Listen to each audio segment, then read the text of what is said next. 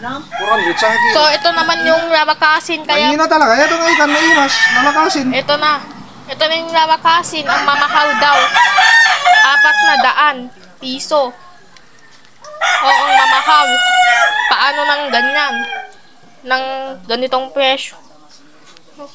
Ayan, oh. So, ang ulam namin, lalakasin. Fish. Lalakasin yan.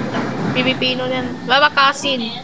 Ayan. So, mabig lang din kaya 400 pesos. Kaya 400 piso. So, kumuha na siyang rep. Ang pinagbibili na lahat. So, ito yung ayan. So, ito bang talaga. Ayan, kinain naman yung kawawa din siya. Hindi na ipakain yung rice na. Siyempre, yan naman ang ulam niya.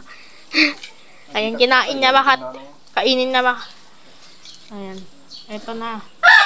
Babatan ka, sibuyas. Babatan. Kaya pasok muna. Ayan, pasok muna tayo. Ayan. Siyempre, lapit ko naman din para mabidyo. Pero kaso, parang hindi na bidyoan kasi maharabo. Or ito na yung na-slice and yung isa. Ayan. Sana yung dati. Pechay. Mag-iba na yung dati. Okay lang. Wala na yung dating. Ilagay na sa chef.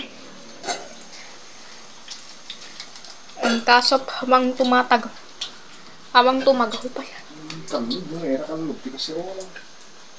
Ang gamitin ating. Nabipat na yung manti. Kuhan ka na? Kulang pa yung. Pero okay lang. Ito yung hotdog na. Kuhan. Ito yung hotdog. Madami naman itong hotdog. Ayan. Ang daming hotdog. Mabalin mo katanda to yan?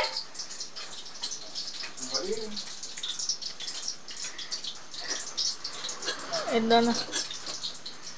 Eh, bakit kaya walang ginamit na kasi yung kasero. Nalagay na sa lababo. Ayan. Pero parang pwede. Hatak. Ayan, napiton. Pwede na yan. Ayan. Umain na din po. Advance week. Mag-short. Advance short video. Yung isang channel kung ba. Buti naman at hindi siya nag-iba yung channel. Nagkakaiba kasi. Nag-iba yung noon. Ayan, mamaya muna. Matagal pa. Tagal pa yan siguro. And dagdag uwi sa video. Ang tagal pa yan. Luto. Yan, natapos na magluto si Papa ko. Itong ulam namin. Tapos na din siya. Luto na agad. Ayan. Bye!